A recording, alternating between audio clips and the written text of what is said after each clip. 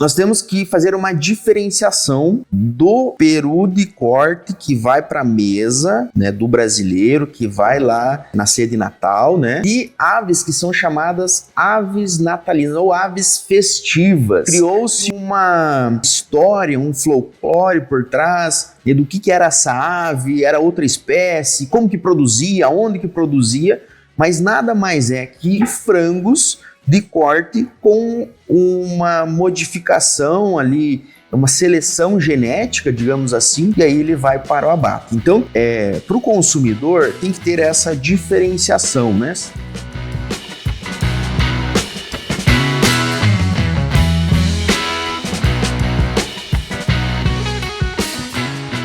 Analisando os dados do canal, percebemos que cerca de 97% de vocês que assistem aos nossos episódios com frequência ainda não estão inscritos. A sua inscrição é muito importante. Ela ajuda o canal a crescer e permite que a gente continue produzindo episódios cada vez mais relevantes e interessantes para você. Então, se você gosta do nosso conteúdo, inscreva-se agora no canal. Isso faz uma grande diferença para o nosso trabalho. Muito obrigado pelo apoio e um ótimo episódio. Oi, pessoal! Sejam todos bem-vindos a mais um episódio do nosso podcast O Aviário. E como vocês podem perceber, hoje é um episódio especial de Natal, mas eu vou tirar a touquinha para não tirar o brilho do nosso convidado especial de hoje, que vai se apresentar e que também vai ser host aqui do nosso programa, do nosso podcast, o Wellington Molinetti, nosso professor. Muitos de vocês já conhecem, mas eu vou deixar ele se apresentar um pouquinho, né, prof? E esse episódio especial de Natal, a gente vai falar nada mais, nada menos do que do peru de Natal. Show! Obrigado, professora. Obrigado a todo mundo que está aqui nos acompanhando no podcast O Aviário. Desejar a vocês um ótimo Natal, né? Um feliz 2026 nesse início. Mas vamos lá, hoje nós vamos falar sobre produção de peru de corte. A gente quer trazer alguns assuntos importantes, trazer alguns assuntos técnicos para você que está aqui nos acompanhando. Como a professora falou, sou o Wellington Molinetti. Hoje, atualmente, a gente está à frente do programa de pós-graduação da PPG-VET Educação e também produtor de frango de corte e de peru de corte. Há mais ou menos uns 3 anos aí de peru de corte.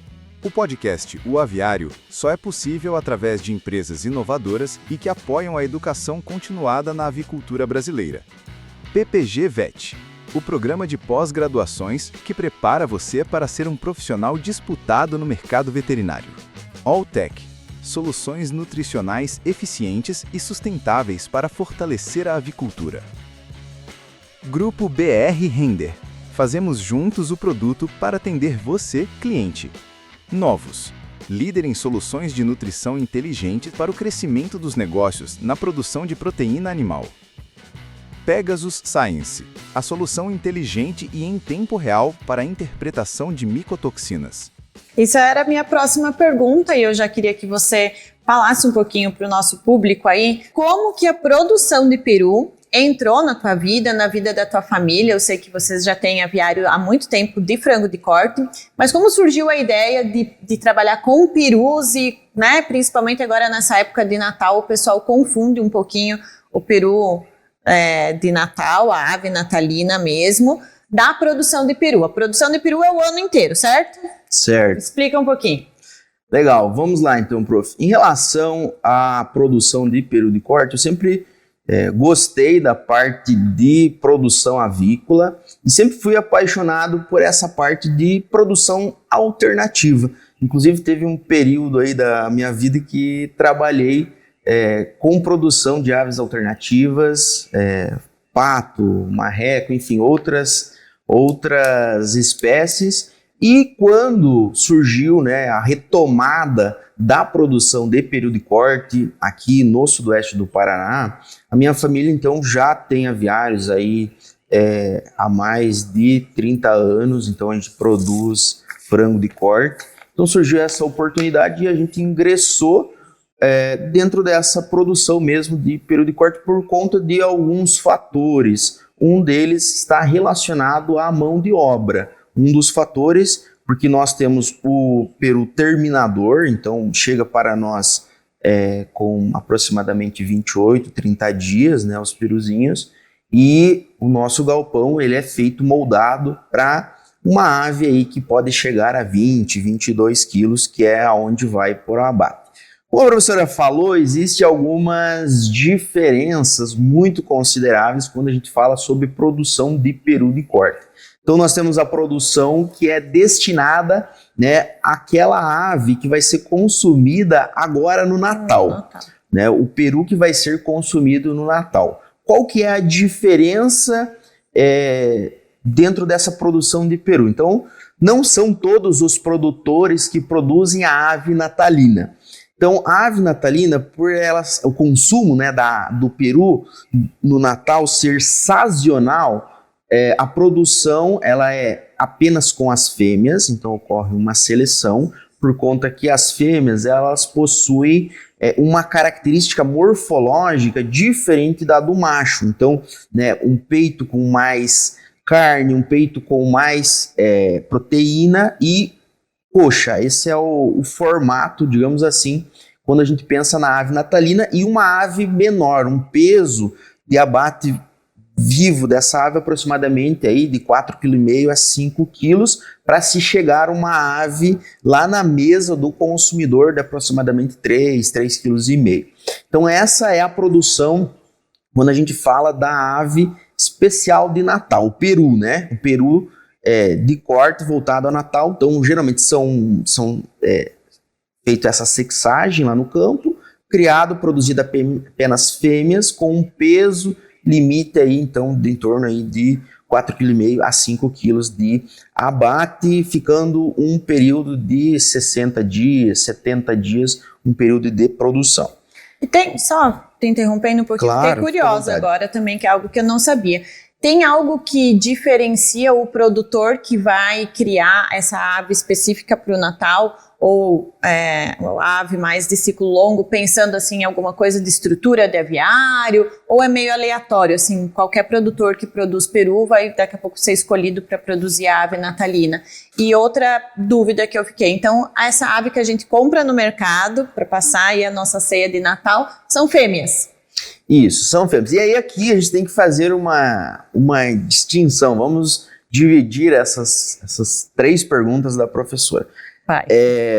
Nós temos que fazer uma diferenciação do peru de corte que vai para a mesa, né, do brasileiro, que vai lá no dia, na ceia de Natal, né, de aves que são mesmo peru de corte, de aves que são chamadas aves natalinas ou aves festivas. Então, existem muitas marcas hoje no mercado. Uma das marcas mais conhecidas, né, do povo brasileiro é o Chester, que por muito tempo isso criou-se uma história, um folclore por trás do que era essa ave, era outra espécie, como que produzia, onde que produzia, mas nada mais é que o Chester ou essas aves natalinas que são vendidas hoje, que a população compra, nada mais são que frangos de corte com uma modificação ali, uma seleção genética, digamos assim, para se ter mais peito, para se ter mais coxa, ser mais suculento, e eles ficam um período maior no campo, diferente de uma produção normal, natural de frango de corte, e também para atingir um peso vivo aí, aproximadamente 4,5 kg, e aí ele vai para o abate. Então, para o consumidor tem que ter essa diferenciação, né? Quando ele vai mesmo comprar um peru de corte lá, a fêmea que vai para a mesa, né, na ceia do Natal, e uma ave festiva que é uma ave trazida ou trabalhada no sentido, né, de um aspecto morfológico muito semelhante à produção de peru. E aí isso acontece, prof, por conta do sistema produtivo mesmo. Então, a cadeia produtiva do peru, ela é única.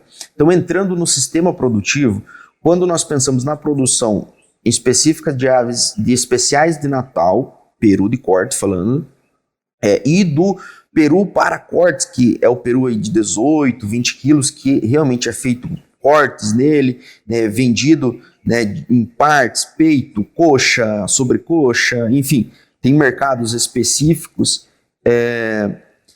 a gente observa que não existe alteração de produtor. A empresa que vai dizer, você vai produzir uma ave destinada a um peru, destinado ao Natal, ou você vai produzir o peru tipo exportação, peru para corte. Então é a empresa que diz. Qual que é a diferença na produção de peru? É que é feita a criação em 2 etapas. Então possui o peru iniciador, né, o sistema iniciador de produção, e o sistema de terminação. Por que que existem essas 2 etapas? Porque a característica dos equipamentos iniciais, quando o peruzinho está pequeno, então tamanho de bebedouro, tamanho de comedouro, eles, principalmente esses dois equipamentos, eles são diferentes quando a ave atinge, né, um peso aí de 15 quilos, 20 quilos, ou uma ave maior. Então existe essa diferenciação. Então um produtor inicia essa produção, basicamente 28, 30 dias, ele faz o cuidado, a criação desses animais, e posteriormente esses animais eles são transferidos desse aviário para outros aviários para receber, porque muda a quantidade por metro quadrado, muda o tamanho do bebedouro, muda o tamanho do comedouro, então tem essas alterações. Mas relacionado à pergunta que a Prof falou, diferenças de produção, isso não se tem tantas diferenças quando pensando, o produtor vai produzir a ave para especial de Natal ou vai produzir para frango de corte. É a agroindústria que vai determinar o quanto ela precisa disso. Se você é apaixonado pela avicultura e quer se destacar no mercado, a PPG Vet oferece 3 opções de pós-graduações. Com módulos que abordam sanidade, manejo e gestão, você estará pronto para enfrentar os desafios da produção de aves, garantindo resultados superiores. Invista no seu futuro com a PPG Vet e faça a diferença na avicultura. Então é importante, né, pessoal, vocês saberem essa diferenciação relacionada às aves natalinas e o peru. Aves natalinas geralmente são frangos que recebem uma nomenclatura diferente, aí cada empresa tem uma marca, né, a gente comentou aí sobre o Chester, que é um dos mais famosos, mas essas aves natalinas são frangos, né, não deixam de ser frangos de corte, claro, criados um tempo um pouco maior dentro do aviário para essa questão do peso, da suculência, alguma seleção genética, né? Mas isso é diferente do peru, tá, gente? Isso é importante o pessoal entender. O peru, né, principalmente o peru terminador, aí ele vai estar em outro tipo de aviário, não é o mesmo aviário do frango de corte, né? São produtores diferentes. Então tem toda uma estrutura, né, Wellington, diferente, manejo diferente, tempo que vai ficar lá na propriedade do produtor diferente, né, mas sim, claro, a gente acaba sempre levando em consideração que o peru é no Natal, mas não, peru é o ano inteiro, né, então teus pais aí são produtores de peru, quantos lotes costumas fazer mais ou menos por ano? Legal, então a quantidade média de lotes ela gira em 2,8, 2,9 lotes por ano, considerando o peru de corte, então aquele peru que vai sair da propriedade com 18 ou 20 quilos de peso vivo. E esse peru, ele é para exportação, fica no mercado interno? Boa. O que a gente tem mais no Brasil, assim, a nível de criação de peru, né? A gente sabe que não são muitas cidades ou muitas unidades ou muitas empresas que produzem peru, mas aonde que vai o foco desse mercado? Legal. Dentro da produção de peru de corte hoje no Brasil, olhando para mercado, nós já produzimos em toneladas, em volume de toneladas, muito mais do que nós produzimos hoje. Então, lá em 2017, nós produzimos aproximadamente 390 mil toneladas de peru de corte. Eventualmente aconteceu alguns problemas relacionados a mercado, então perda de mercados, enfim, essa redução ela diminuiu consideravelmente depois do ano de 2017. Hoje vem se retomando essa produção. No ano passado, no ano de 2024, nós produzimos aproximadamente 129 mil toneladas de peru de corte no Brasil. E um dado importante, prof, que quando a gente olha lá no relatório da BPA, a produção hoje ela basicamente equilibrada no consumo interno. Então, basicamente, 50% dessa produção é destinado a mercados externos e 50% é destinado ao consumo interno. Se a gente olhar o consumo per capita por habitante, o brasileiro já comeu muito mais carne de peru. Então, nos últimos 4 anos, 3, 4 anos, vem diminuindo esse consumo. Nós saímos lá de um consumo de 500 gramas, né, de peso, né, de consumo de carne de peru por habitante por ano, e hoje está aproximadamente 300 gramas do consumo por habitante. Então, vem diminuindo. Ah, mas eu nunca comi, nunca fui no mercado e comprei um peru, alguém vai dizer. A gente encontra principalmente em produtos processados, né? Então, é aquele peito de peru que você vai lá e compra no mercado, né? Um hambúrguer, um patê, enfim, um presunto. Então, ele está distribuído dessa forma. As agroindústrias, elas buscam, né, mercados externos. Então, a produção hoje basicamente está concentrada aqui no sul do Brasil, nos 3 estados. Paraná vem, então, retomando aí após a abertura de mais uma unidade de produção hoje, pensando a nível brasileiro. Então, teve abertura aí, uns 3 anos, de uma nova unidade de abate no Paraná. Então, o Paraná vem retomando essa exportação, já foi líder de produção. Hoje, o principal produtor está concentrado em Santa Catarina, e o Rio Grande do Sul também tem uma produção exponencial quando nós pensamos. O foco, com certeza, para ampliar a produção é venda no mercado externo. Se a gente olhar os números de 2024, os principais mercados foram a América, aqui, Chile, principalmente, México também teve uma exportação considerável, um pouco lá na União Europeia, África do Sul vem se destacando na exportação e alguns países do Oriente Médio. E nós vimos assim um movimento de abertura de novos mercados, e a produção de peru vive uma expectativa muito boa para os próximos anos, aí, um crescimento exponencial na sua produção. A gente vê que o peru até é curioso, porque às vezes a gente olha algumas fotos, né, principalmente dos americanos nos Estados Unidos, né, dos presidentes todo ano fazem alguma foto com o peru. Tu sabe explicar o porquê? O que é essa tradição, né? A gente conhece, a gente vê, eles têm o Dia de Ação de Graças, e aí sim é muito consumido o peru, né? Então eu acredito que os Estados Unidos seja um país, deve ser o maior produtor, não sei hoje, de peru. E eles exportam, compram alguma coisa da gente, eles exportam também para outros países. Como é essa curiosidade aí sobre as famosas fotos dos presidentes com peru? Legal, prof. Em relação a essa produção norte-americana, sim, os Estados Unidos é o país que mais produz peru de corte no mundo, mas também é o país que mais consome, porque a ave ela é nativa do país lá, é uma ave nativa deles. Os índios já consumiam, né, o peru antes mesmo da chegada dos europeus lá, então acabou que se tornando uma tradição.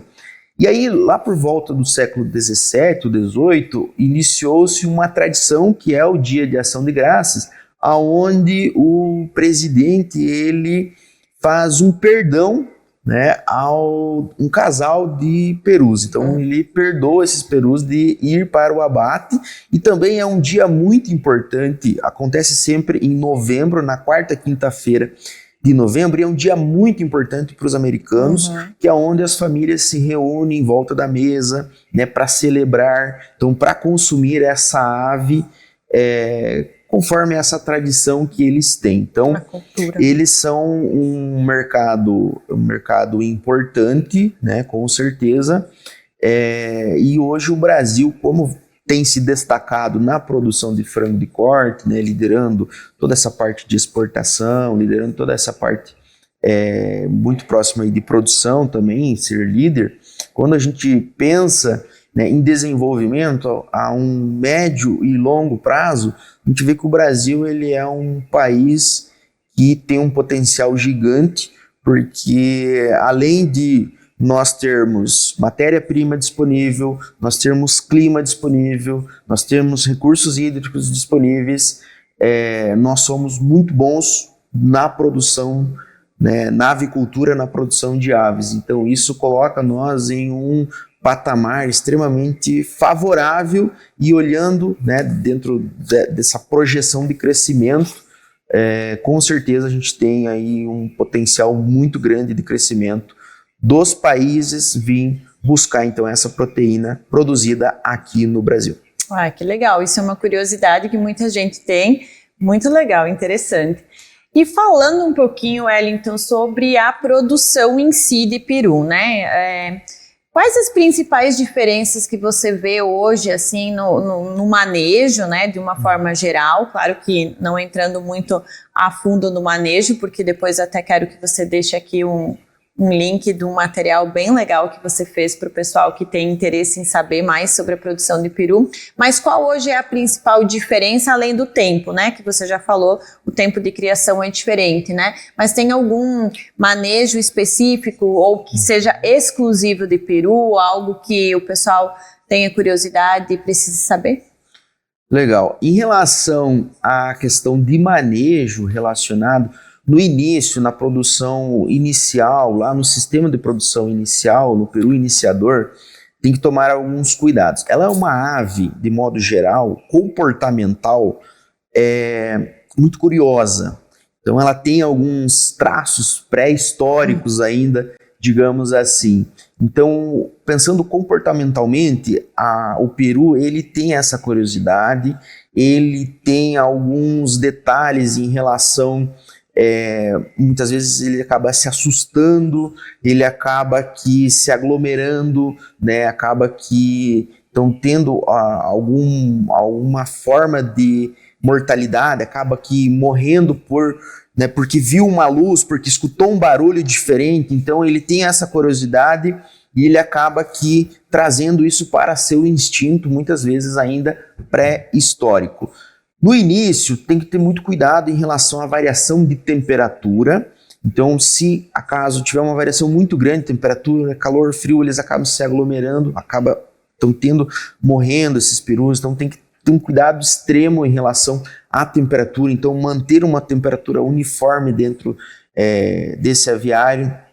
Quando você tem a troca do sistema iniciador para o sistema terminador, também tem que estar muito atento, né, a detalhes, porque ele vai trocar de ambiente, vai trocar o tipo do equipamento. Então aonde ele bebia água não é o mesmo formato desse bebedouro. Então tem que ter um cuidado, né, para que essa ave se hidrate quando chegue no aviário, para que ela encontre, né, a ração, a comida, a bebida o mais rápido possível, se adapte àquele novo ambiente. Também, por ser uma ave de ciclo longo, tem que ter um cuidado extremo em relação à biosseguridade. Então tem que, né, olhar pontos importantes, porque muitas vezes doenças que não teriam tempo para se manifestar na produção de frango de corte, por ser uma produção rápida, de 25 a 40 dias, aí, dependendo do formato, no período de corte que fica 100, 120, 140 dias,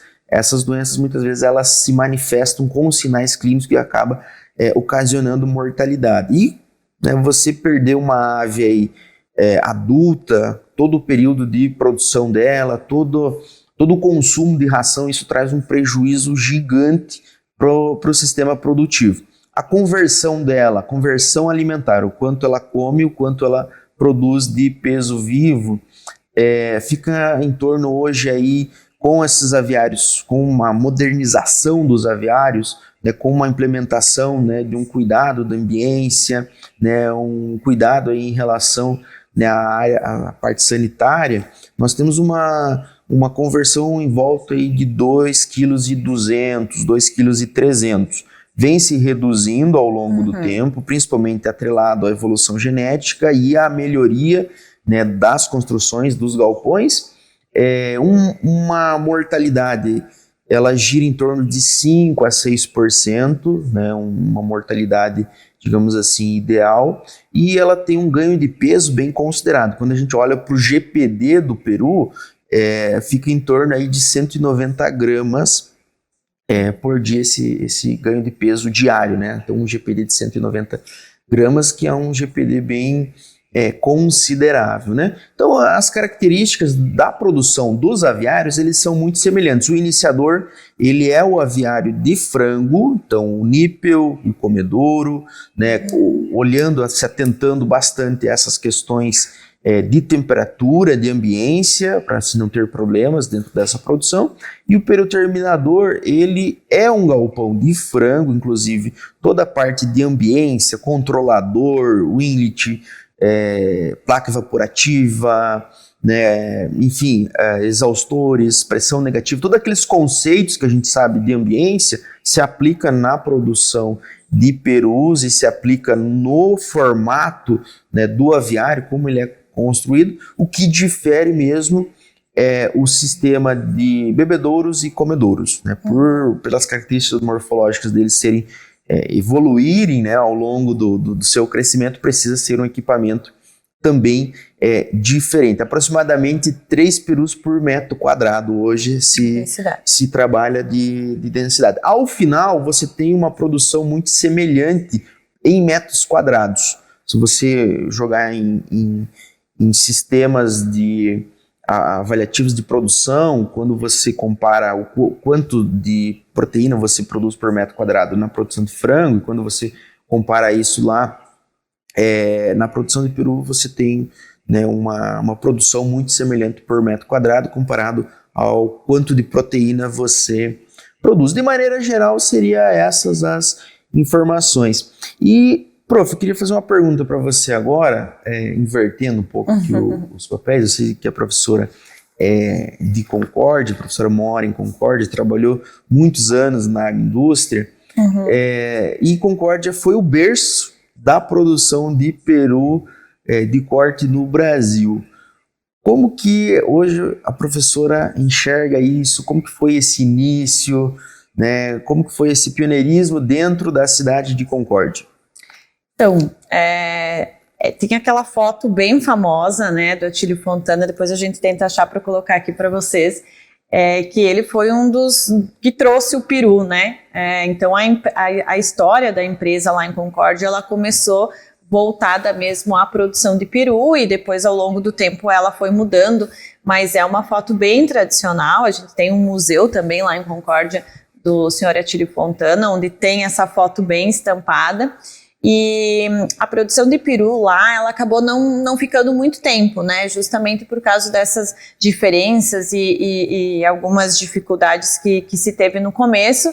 A empresa acabou migrando para a suinocultura e para o frango de corte, né? Então, depois que começou a onda do peru, que aí foi aquela divisão, né? Eu acredito que a empresa em si deva ter visto que a cidade em si comportava outro tipo de criação, se migrou para a suinocultura e para o frango de corte. Então, hoje a unidade lá de Concórdia, ela não trabalha mais com perus, né? Hoje nós não temos criação de perus lá na nossa região. A gente tem frango de corte, o frango pesado, né? E a produção de suínos, que acabou crescendo e vindo aí como uma alternativa à criação de perus. Mas aquela foto é tradicional, né? O senhor Atílio Fontana foi um dos precursores aí, ele que trouxe a primeira ave de peru de fora do país para o Brasil para começar essa criação. Então é algo bem bacana e que o pessoal lá da nossa cidade se orgulha bastante. Legal, prof. E aproveitando então, já que a partir de agora vocês vão nos ver mais vezes aqui no podcast O Aviário, vou pedir para vocês se inscreverem nas nossas plataformas de áudio e vídeo e acompanhar nós nas redes sociais, porque tem muita coisa boa aí para o ano de 2026 chegando. Esse é só o primeiro episódio nosso aqui, trazendo muito conteúdo. Nós queremos, né, trazer para vocês tudo o que existe de mais importante da avicultura industrial brasileira, e eu tenho certeza que a gente está preparando algo fantástico aí para os próximos anos. Então se inscreva no nosso canal, e acompanhe nós nas plataformas digitais e nas nossas redes sociais. Aproveitando isso, prof, eu sei que a professora Gabriela, ela é expert em extensão rural, e quando a gente pensa nessa parte de extensão rural e produção de peru de corte, tem alguma alteração? Qual que seria a dica que a professora deixa para quem trabalha ou tem interesse de trabalhar com extensão rural aí voltada a essa área de peru de corte? Então, tem que lembrar que no peru de corte também tem o extensionista, e como você falou, são aves de ciclo mais longo, então o extensionista ele vai ter um contato maior com o produtor, ele vai visitar esse produtor muito mais vezes do que o de frango de corte, principalmente o frango griller, que é mais rapidinho. E a dica que eu sempre deixo, né, para quem quer trabalhar com extensão, para quem já trabalha, o primeiro ponto é gostar do que faz, né, Wellington? A gente sabe a diferença que o extensionista faz na vida do produtor. Você já contou várias vezes o quanto a extensão rural mudou a tua vida também, o quanto você se interessou pela veterinária através da extensão rural. Então, eu acho que o primeiro ponto mais importante é você que é extensionista ou você que quer começar na extensão rural, é gostar daquilo que você faz. Dar importância para o seu trabalho, porque o produtor valoriza muito a sua presença lá dentro, né? E que seja uma presença genuína, que gere conexão com o produtor, que você trabalhe com respeito com ele, né? Ele está esperando, ele está te recebendo na propriedade dele, na casa dele. Então, o mais importante é realmente você gostar daquilo que você faz. E além de gostar, precisa se preparar, porque não é todo mundo que pode ser simplesmente, quero ser extensionista. É preciso se preparar, é preciso buscar conhecimento, é preciso buscar alternativas, né? Hoje a gente também tem uma das primeiras, ou a primeira pós-graduação, né, o MBA aí em extensão rural, que é algo que a gente não tinha, né? Então a gente tem vários cursos também, a gente está sempre dando dicas, né, Wellington? Então o pessoal, ele não começa despreparado, né? Quem tem vontade vai começar super preparado, e tem várias coisas boas vindo por aí em 2026, que ao longo do tempo a gente vai falando. Mas isso é bem importante para você. O primeiro passo é buscar conhecimento e gostar do que faz. Show, prof. E quando a gente pensa em buscar conhecimento, pensando na cadeia produtiva como um todo, a gente tem que conhecer a parte técnica, ir a fundo, estudar, porque realmente não é a produção de peru ou a ave, ela não é um frango maior. Ela tem as suas características próprias, ela tem o seu comportamento próprio, ela tem uma cadeia produtiva extremamente organizada, possui, né, um sistema produtivo diferente, inclusive, né, da produção de frango. Então, essa base de conhecimento para você entender o sistema produtivo como um todo, ela faz parte da sua evolução, ela faz parte para você ser, né, um extensionista, aí, um sanitarista, enfim, profissionais que vão estar à frente dessa produção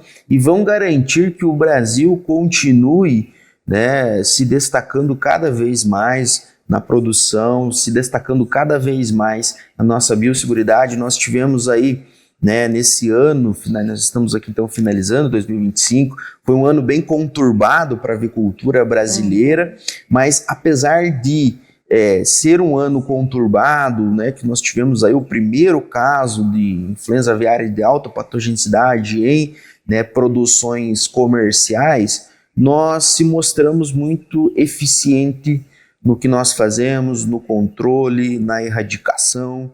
Então isso também trouxe uma autoridade para o Brasil, porque nós conseguimos mostrar para o mundo, né, que a gente foi rápido, que fomos assertivos, né, e que somos organizados e que somos uma cadeia produtiva que, com certeza, por muitos e muitos anos a gente vai estar aí no topo de produção, no topo da exportação, tanto de carne de frango, e pensando em produção de perus ao longo dos anos, né, a gente aumentar isso e ser destaque cada vez mais. Eu acho que o grande objetivo de nós profissionais que estamos na avicultura, trabalhar diariamente, dia a dia, pensando nisso, trabalhando para que nós sejamos mesmo destaques mundiais e contribuímos aí com o agronegócio, com a economia brasileira. Então, estamos chegando aqui, né, prof, ao nosso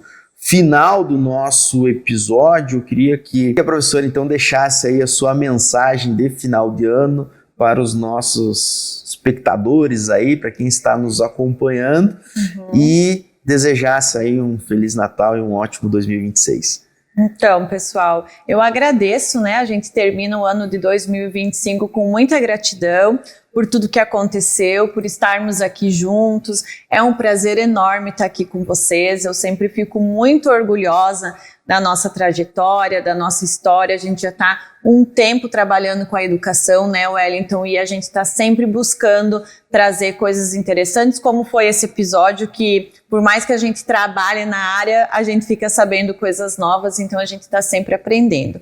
Então eu quero agradecer todos vocês que nos acompanharam em todos os nossos movimentos, nas nossas redes sociais, tanto da pós-graduação e agora a gente à frente aqui do nosso podcast O Aviário. Espero que vocês continuem com a gente em 2026, porque vai vir muita coisa boa, muita novidade, é um conteúdo de qualidade que a gente está fazendo com muito carinho e dedicação para vocês. Então eu desejo para todo mundo um 2026 cheio de luz, cheio de prosperidade e, claro, muita saúde, né? Porque o resto a gente corre atrás. E falando em correr atrás, eu quero só, Wellington, que tu deixe uma dica aí para os nossos telespectadores, para os nossos ouvintes, porque o Wellington é uma pessoa que, se vocês acompanham ele nas redes sociais, ele está sempre viajando, ele está sempre buscando conhecimento, ele está sempre envolvido em cursos de aperfeiçoamento e tudo isso pensando em trazer o melhor para vocês. E você estava me falando antes sobre um livro muito legal que você está lendo e eu queria que você falasse, deixasse essa dica para quem quer começar o ano de 2026 com uma meta nova de ler um livro legal. Conta pra gente qual que é. Legal, prof. Eu acredito que todo mundo no início do ano, né, faz as suas metas, renova os seus votos. Espero que você finalize também o ano de 2025 com as suas metas concluídas em 2025 e reatualize elas para 2026 e que dentro disso, né, prof, tenha também buscar conhecimento e se aprofundar. Comentei com a prof, estou finalizando, na verdade, um livro que é Uma Breve História da Humanidade. O nome do livro, Uma Breve História da Humanidade. E esse livro, ele conta a trajetória, né, do ser humano na Terra. De onde nós viemos, como que nós evoluímos, como que nós chegamos até aqui. E se a gente olhar, eu trago isso para vocês aqui hoje dentro do podcast de avicultura, se a gente olhar o quanto de tempo que a humanidade está na Terra, e olhar o quanto de tempo que a avicultura industrial, de forma tecnificada, existe, começou aí na década de 60, evoluiu na década de 80, se aprimorou depois dos anos 2000, né, olhando mais para a parte sanitária, de ambiência, nós literalmente não somos nada.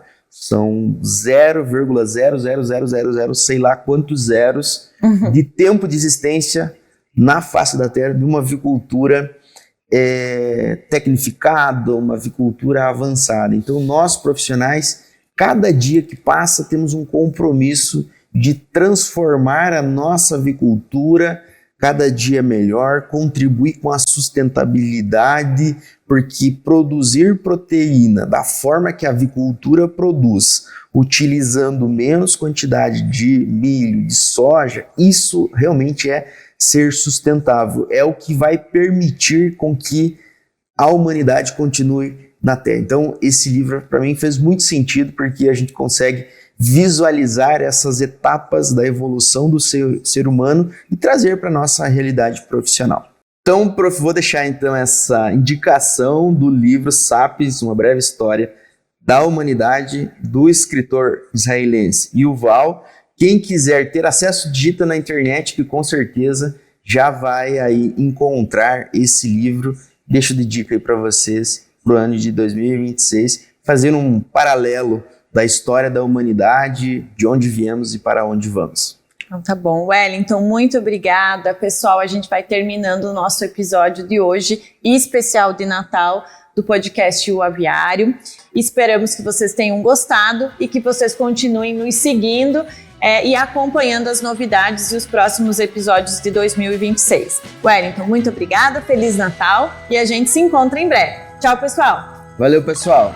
Até 2026!